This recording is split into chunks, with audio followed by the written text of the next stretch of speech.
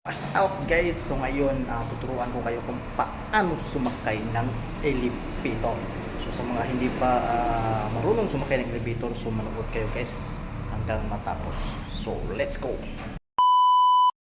So ayan guys, so dito na tayo sa elevator. Gagawin natin, pindutin lang natin to guys. Yan para magbukas. So number 2 siya.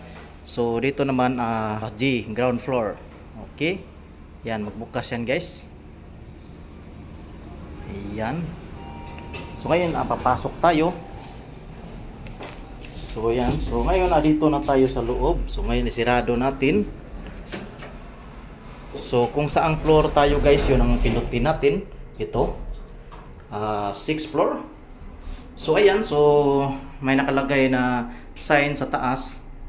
Tapos kung may mga kasama ka na sumakay dito, so bababa sila sa 3rd floor or 5th floor, 2nd floor.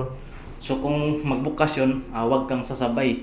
So doon ka lang bababa sa number kung saan mo pinindot. So ayan.